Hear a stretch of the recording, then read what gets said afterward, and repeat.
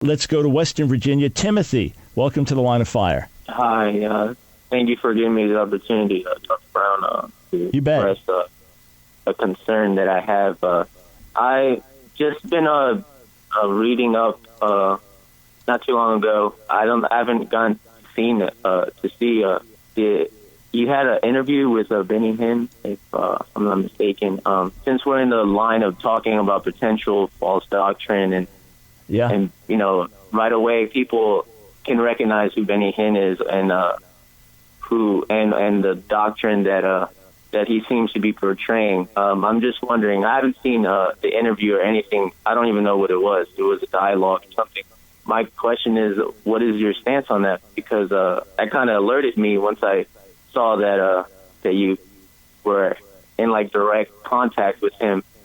From my understanding, I thought he was a false teacher, since one of the things he teaches is that we're little God, and right away, that's one of the many things that.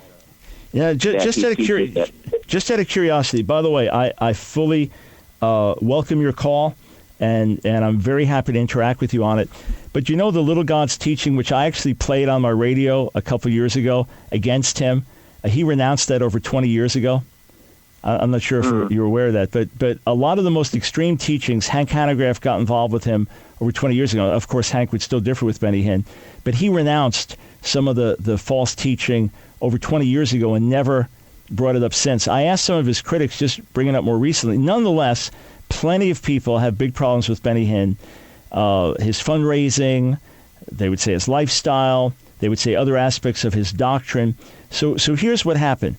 And it may have been a complete mistake, to be honest with you. Okay, what happened was this: some folks I know for years, young people I've known for years, got close with his ministry, and one of the guys actually traveled with him for a while and said to me, Dr. Brown, you should really get to know him. He's misunderstood. He's misrepresented.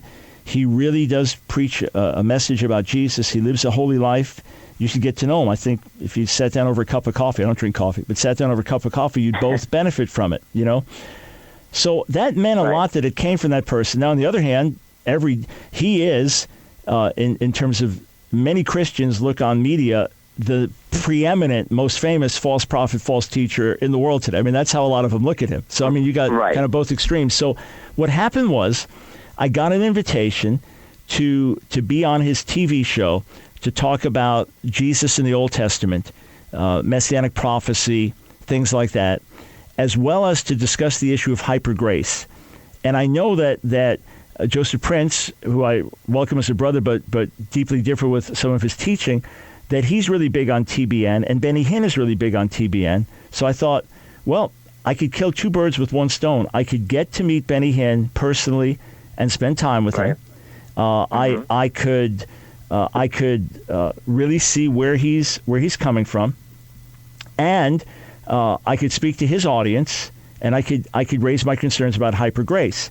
Now, I thought there's a flip side as negative. If I go on there, I'm going to discredit myself to a lot of people. But I thought, you know what? It's worth the risk if I could get to know him and on a personal level be of help, and if there is error, that I could help him deal with it because he seemed to respect me. So I agreed to go on the shows. If you watch our shows, we did 4 days on Jesus in the Old Testament stuff. I think you'll find them to be great shows in and of themselves. Now, we had been talking for like an hour before the show, and he was all excited about the Word and wanted to read Hebrew for me because he grew up, speaking Hebrew and in Israel, and how would I rate his reading of the Old Testament in Hebrew? And he just seemed to be so hungry for the Word and teaching that once we went on, because I said I'm going to go in with a clean slate as if I know nothing, and base things on my interaction with him. Well, we started the show. He's high-fiving me, and I thought, I'm in big trouble now. Dr. Brown, 5 high fives, the heretic. But the interviews were great interviews. Well, they didn't air the hyper grace one. If I knew that in advance, he agreed with me on it, but wanted to address the concerns differently than on international TV. So that never aired, that episode. If I knew that in advance, that would have colored things. And then we've had no interaction since except me writing to him a serious concern about fundraising and things like that. So if I had to do it over, I might not have done it because I got so much flack and so much negative association because of it, regardless of whether you like him or not. I'm just saying that's what came my way. I did get to reach his audience. The shows themselves were great shows, but I've not had the open door of relationship. Not that he closed it; it never happened. And I don't go knocking on people's doors all the time. If I had the opportunity to spend the time to interact, to help him if I saw error, as I said, I've written to him about concerns about the way fundraising is done and things like that. And I didn't even know about some of it because I hadn't followed his ministry. When I found out, I thought, oh, that's ugly. That's the day after I was on the air. They got this ugly fundraising that grieves me. So that's what happened. It's not. I'm not in. I don't even know a lot of what he teaches today. I haven't followed it. Our time of interaction was wonderful. He seems to be someone who's serious about God and the Word and wants people to come to Jesus and be healed. I didn't have any evidence in interacting with him that he wasn't a brother, but there's things I obviously differ with and take exception to. So it may have been a mistake. I'm being totally honest with you. I did pray. I did consider it. It also happened that I had to be in the same city one day later. I thought, well, I've got to be there. And even if I take flack, I can reach his audience. But it may not have been the best thing because it brought too many negative associations. So people I could help, now they won't listen to me because they have that concern. Right. So I'm just shooting straight with you, buddy. That's exactly where I'm at with it. Yeah, I appreciate your humble outlook on that. What for me, I look at Ravi Zacharias, someone who I look up to. Obviously, I don't put my eyes on man because I know man will fall. We're all susceptible to fall. We are flesh. But, my eyes are on Christ, and I know he never fails. Like with Ravi Zacharias, he went to Joyce Meyer as well. He went to a show with her. And that kind of he spoke at Hillsong, and he spoke at a Mormon conference. But here's the thing. This was the issue. People felt that if I'm on the air with Benny Hinn, like when Ravi Zacharias went in, and look, here's the thing, we're looking at bigger issues. There were some really ugly attacks that came that to me are way, way over the top and extreme. And then again, even Benny Hinn getting attacked for things he said and renounced 20 years ago. If you go to my website, AskDrBrown.org, just type in Benny Hinn, and you'll see an article I wrote, Justin Peters, Benny Hinn and the Pursuit of Truth. Justin Peters really believes that Benny Hinn is an unsaved, false prophet, false teacher who needs to repent. Justin Peters is deeply concerned over this. Justin strikes me as a deeply sincere brother who's really grieved over these things. And I've raised questions about, okay, if someone is a believer, but they teach something that's in error, I don't call them a false teacher.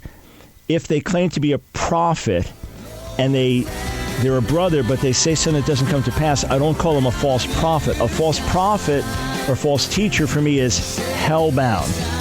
I would call someone a false, if someone teaches an error, I'd say that's a brother in the Lord, but he's teaching error. It's a brother in the Lord, but he prophesied falsely. Hey, got a break, got to go. Let me just say this last thing, Timothy. People are upset, well, if you're on with Benny Hinn, you need to rebuke him. Well, that was not the place. I was on his TV show, and we were talking about things that I think even critics would have to say. They're great interviews. And you could see he knows the word and things like that. Again, there are things, especially the fundraising, that really grieve me, and I have not followed his recent teaching. But the bottom line is, I will go in many, many different platforms, and I do it day and night to get the word out, to get the message out. It was, high-fiving. Hey, let me just tell you, all the interaction we had before then and the interaction then, it felt very natural to do, although as I did it, and trust me, as the moment happened, I thought this was going to be a snapshot blasted out over the internet by critics. Hey, that's okay.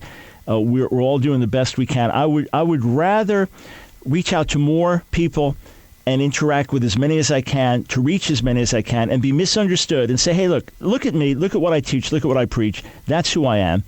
Then be so narrow that I never associate with anyone, that anyone has a difference. That would knock about just about everybody, because the people that love Benny Hinn, they don't like Justin Peters, And the people that love John MacArthur, some tell me that John MacArthur and I are both mentors for them, but some may say, well, Dr. Brown, you went after John MacArthur with your Authentic Fire book, and everybody's in camp, so it's like, if I'm trying to please people, it never happened. But hey, thank you for weighing in.